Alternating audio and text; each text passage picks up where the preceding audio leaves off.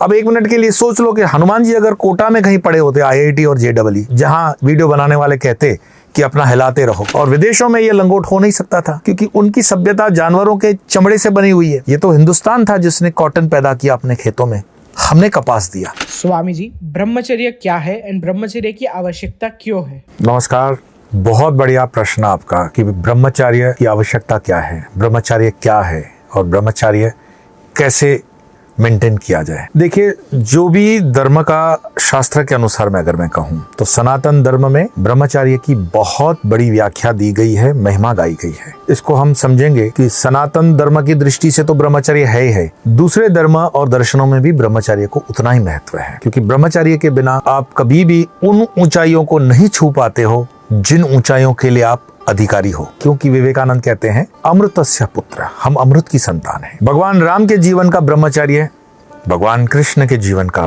ब्रह्मचर्य, ऋषियों का, महर्षियों का और हनुमान जी का ब्रह्मचर्य। ये हनुमान जी के ब्रह्मचर्य की ताकत थी कि राम अपने मिशन में सक्सेस हो सके। भगवान श्री राम के पास अगर हनुमान जी नहीं होते और हनुमान जी के पास अगर ब्रह्मचर्य न होता, अब एक मिनट के लिए सोच लो कि हनुमान जी अगर कोटा में कहीं पढ़े होते, आईआईटी और जेईई, जहां वीडियो बनाने वाले कहते कि अपना हिलाते रहो, तो आज देश की और धर्म की क्या परिस्थिति होती। मैं करबद्ध होकर विनम्रता पूर्वक ऐसे वीडियो बनाने वालों को निवेदन करूंगा, कम से कम आप अपने बच्चों का नहीं सोचते हो तो दूसरों के बच्चों की भलाई के लिए, इस संस्कृति को बचाने के लिए इस तरह के वाहियात वीडियो मत बनाओ कि जब भी मन करे हिला डालो। तो जब भी मन करे तो बिल्डिंग के पिलर्स को भी हिला डालो, क्योंकि शरीर की संरचना क्या है, शरीर की जो सारी संरचना है वो लुब्रिकेशन उसका वीर्य है। और वीर्य के जो सप्त धातु हैं, सप्त धातुओं को मैं स्ट्रक्चर आपको बताता हूं जो बायोलॉजी विज्ञान मानता है इसको, और उसी सप्त धातु के अनुसार ये सब बनता है। उसका पहला धातु रस, रस यानी प्लाज्मा। आप किसी भी ब्लड बैंक में जाइए, उसको बोलिए प्लाज्मा समझाइए क्या होता है, दिखाइए, दिखा देंगे वो आपको। तो पहला धातु है उसका रस यानी प्लाज्मा। दूसरा धातु है रक्त, रक्त यानी ब्लड, ब्लड जिसमें व्हाइट सेल और ब्लड सेल भी आ जाते हैं। फिर आता है मांस, मांस यानी मांसपेशियां, आपके मसल्स। फिर आता है मेद, मेद यानी वसा, वसा यानी फैट, जिसको आप जिम में जाकर के नियंत्रण करने की कोशिश करते हो, योग से करते हो, और जो आपको हार्ट के अंदर गलत तरह से जम जाए तो हार्ट अटैक कर देती है, ये है फैट। फिर है अस्थि, अस्थि यानी हड्डियां, हड्डियां यानी बोन्स। फिर आता है मज्जा। उन हड्डियों के अंदर भी आप देखोगे तो एक लुब्रिकेशन होता है, एक पदार्थ होता है, उसको कहते हैं बोन मैरो यानी मज्जा। और उस बोन मैरो को बनाने के लिए जो इंपॉर्टेंट धातु है उसको हम बोलते हैं शुक्र, शुक्र जिसको वीर्य भी कहा जाएगा, शुक्र जिसको स्पर्म भी कहा जाएगा। और इसी स्पर्म को जो मैंने बताया था कि कोटा वाले वीडियो बना बना के कहते हैं, और वो जो डॉक्टर्स इस तरह की व्याख्या करते हैं कि अगर पात्र में कोई चीज भर जाएगी तो अपने आप छलक जाएगी। अरे भैया, तुम्हारा शरीर है ये कोई पानी की टंकी है या तेल की टंकी है कि भर जाएगी तो छल जाएगी? सिद्धांत है वीर्य का, और ये 200-500 साल की मेडिकल साइंस से आप समझो ठीक है, लेकिन जो वेदांत हजारों सालों से आयुर्वेद ने किया कि ये अपना नाभि चक्र है, ये मणिपुर है, इसके ऊपर अगर आपका वीर्य यात्रा करे तो सृजन, क्रिएशन, और इसके नीचे करे तो विसर्जन, और विसर्जन तो आप हिला के कर ही देते हो। लेकिन अगर सृजन कर ले तो विवेकानंद जी के शब्दों में यही वीर्य आपका ओजस बनता है, जो आपको ध्यान धारणा तक पहुंचा सकता है। स्टूडेंट लाइफ के अंदर specially from the age of 13 साल से लेकर 20-21 साल तक, अगर आपने इस संपत्ति को, परमात्मा की दी हुई संपत्ति को ठीक से नहीं संभाला तो जीवन भर आपके जो औलादे पैदा होती है वो भी बीमारियों से युक्त होती है, क्योंकि आपका वीर्य अगर गरिष्ठ नहीं है, क्वालिटेटिव नहीं है, तो दूसरा जो शरीर बनेगा वो उसी से ही बनने वाला है। वो तो साइंस मानती है। तो इसको गरिष्ठ कैसे बनाया जाए? तो खान पान से बनाया जाएगा। खान पान क्या होना चाहिए? तो गीता के अंदर का दर्शन लीजिए कि सात्विक भोजन है, राजसिक भोजन है, तामसिक भोजन है। अब आप पिज्जा बर्गर ही खाते रहोगे, भजिए भजिए खाते रहोगे तो बन पड़ा आपका वीर्य। फास्ट फूड से वीर्य का सत्यानाश होता है। तो आपका भोजन देशी पद्धति में, जो देश का भोजन है वो हमारा भोजन है। हम उदार का विदेशी भोजन न खाएं। चीज वगैरह ये चीज नहीं है। दूध अच्छी है, लेकिन दूध अगर केमिकल युक्त आता है, डुप्लीकेट है, तो उससे सबसे अच्छा है कि हमें दालों के अंदर भी, जैसे माँ की उड़द की दाल है, वीर्य को बनाने के लिए अति उत्तम है। और इसमें आप गूगल करोगे तो और भी कई पदार्थ मिलेंगे। इस वीडियो को मैं लंबा नहीं करना चाहता हूँ। तो वीर्य को बिल्कुल तंदुरुस्त बनाने के लिए आपके घर में ही वो चीजें बिल्कुल अवेलेबल हैं। ड्राई फ्रूट्स हैं, अच्छी तरह के फ्रूट्स हैं, खान पान की हैबिट्स हैं। सूर्योदय से सूर्यास्त तक अगर आप भोजन ले रहे हैं तो आप उस भोजन को अमृत समझिए। लेकिन अगर सूर्यास्त के बाद आप जो भी चीजें खाते हैं, यहाँ पर मैं स्पेशली टीनेजर्स मेरे बच्चों को कुछ नहीं कहूंगा, क्योंकि ये दुर्गुण तो उनके माँ बाप से ही आता है कि जब आप ऑफिस से 9 साढ़े 9 आओगे, 10 बजे खाना खाओगे, 11 बजे कुर्सी से उठोगे, 12 बजे सीधे बेड पे जाओगे, तो वो खाना पचता नहीं है, वो खाना सड़ता है। उस सड़े हुए खाने का मांस मज्जा रक्त नहीं बनता, गटर बनता है। तो वीर्य क्या बनेगा? तो वीर्य के पतन का कारण मूल में हमारे माँ बाप हैं, जो खुद के जीवन में भी डिसिप्लिन नहीं रह रहे हैं।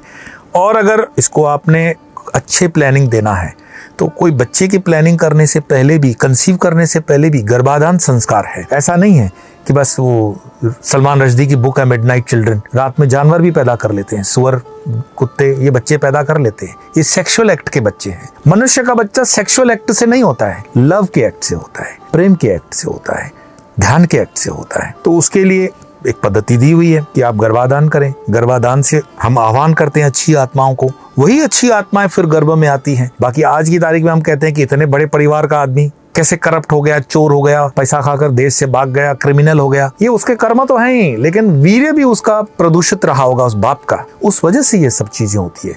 तो अपने वीर्य को बिल्कुल तंदुरुस्त बनाइए, पवित्र बनाइए। और ब्रह्मचर्य मात्र एक ब्रह्मा का आचरण के ऊपर पे शब्द नहीं है कि ये ब्रह्मा की जो चर्या है वो ब्रह्मचर्य है। नहीं, ब्रह्मचर्य एक पूरा कॉन्स्टिट्यूट है कॉस्मस का, इस पूरे विधि का विधान है जिसका हर समय निश्चित है, देश काल परिस्थिति सब निश्चित है। आप उसके अनुसार ही उसका व्यवहार करेंगे। आप हनुमान चालीसा की थोड़ी उपासना करके देखिए। हनुमान जी के जीवन में जो आप देखेंगे, फिर आगे आगे आते जाइए, वही आप छत्रपति शिवाजी महाराज के समर्थ रामदास जी के जीवन में देखते हैं। फिर उसके आगे आ जाएंगे तो आप स्वामी विवेकानंद के जीवन में वो देखते हैं। क्या स्वामी विवेकानंद जी के जीवन में ओजस आपको नहीं दिखता? और इसमें सबसे बड़ी बात है कि हम ये जो विदेशी मार्केटिंग और सेल्स ट्रिक्स में फंसते हैं ना, ये जो अंडरगारमेंट्स की बड़ी एडवर्टाइजमेंट आती है, मुझे तो आज भी समझ में नहीं आती है। अंडरवेयर तो पुरुष पहनता है, लेकिन उसको दिखाने के लिए स्त्री क्यों लगाई जाती है? महिलाओं को लगा करके नंगा पुंगा आप क्या दिखाना चाहते हो? और ये जो अंडरवेयर है, इसका मेरा विरोध नहीं है कंपनियों से, लेकिन इस देश में अगर आप हवामान से देखोगे तो खादी पदार्थ जो है आपके प्राइवेट पार्ट्स के लिए बहुत उत्तम है। अगर उसको हवा से ठीक नहीं लगेगी ना, तो बैक्टीरियल वायरस में उसको इन्फेक्शन होता है। आप देखेंगे यूरिनल यूटी जिसको हम कहते हैं, वो ट्रैक हमेशा आपका इन्फेक्शियस होता है। रीजन हमें ये भी नहीं पता है, अभी तक माँ बाप ठीक से ये नहीं बताते कि पेशाब कैसे करते हैं। जानवरों की तरह खड़े खड़े पेशाब कर लेते हो, जानवरों की तरह खड़े खड़े खाना खा लेते हो। तो भगवान ने जानवर पैदा किया या इंसान पैदा किया? भाई इंसान की तरह वर्तन करो। पेशाब कभी भी खड़ा होके नहीं करना चाहिए, और खड़ा होके कर भी लिया तो अपने लिंग को या उस गुप्त स्थान को पानी से साफ करना बहुत जरूरी है, क्योंकि अगर एक बूंद भी उस गुप्त स्थान पे रह जाती है, वही इन्फेक्शन करती है। ये डॉक्टर आपको खुल के क्यों नहीं बताते? क्योंकि धंधे बंद हो जाएंगे। ये बहुत बेसिक एजुकेशन था जो हमारे घरों में रहता था, लेकिन सारी एजुकेशन पॉलिसी को इसी तरह से तहस नहस कर दिया कि ये फंडामेंटल बेसिक जानकारियां हमारे समाज जीवन से लुप्त हो रही हैं। तो ब्रह्मचर्य का हर हमारे उठने बैठने वाले आसन से भी बहुत बड़ा गहरा संबंध है। तो आप जहां भी जाएं, प्रेफर करें कि आपके उन गुप्तांगों की ठीक से वेंटिलेशन होती हो। मैं आपको जो बात कहने जा रहा हूं, हो सकता है आपको लगे ये तो दकियानूसी बातें हैं कि मैं लंगोट पहनने की बात करता हूं। ठीक है ना, ये पढ़े लिखे सूडो सेक्युलरिस्ट इस पे कमेंट भी करेंगे, लेकिन ये लंगोट में एक साइंटिफिक रीजन है। एक, ये खादी का बना होता है। दूसरा, इसके अंदर इलास्टिक न होने से आपके शरीर की संरचना के अनुसार आप उसको टाइट और ढीला करते हो, न कि कंपनी ने जो साइज दिया 28, 32, 36 उसी में रह जाओगे। तो लंगोट इस देश के हवामान के अनुसार साइंटिफिक तरीके से ऋषि मुनियों की खोज थी, और विदेशों में ये लंगोट हो नहीं सकता था क्योंकि उनकी सभ्यता जानवरों के चमड़े से बनी हुई है। ये तो हिंदुस्तान था जिसने कॉटन पैदा किया अपने खेतों में, हमने कपास दिया। सिकंदर की जब फौज आई तो उन्होंने ग्रीस में यही कहा कि ये ऐसा पहला देश में देख रहा हूं जिसके कपड़े भी खेतों में बनते हैं। हमारी संस्कृति, हमारा धर्म, हमारा ये देश इतना डेवलप्ड है। ये तो कुछ सालों की मानसिक गुलामी के कारण आज भी हम विश्वगुरु ही हैं, बनेंगे नहीं हैं, लेकिन ये हमें स्वीकार करना पड़ेगा गर्व के साथ कि हम हैं। हम आज भी उन विदेशियों के पैरों में ओट-पोट होते रहते हैं, कोई आवश्यकता नहीं है। तो मैं अपने मेन मुद्दे पे आऊँगा, स्पेशली मेरे स्टूडेंट्स के लिए।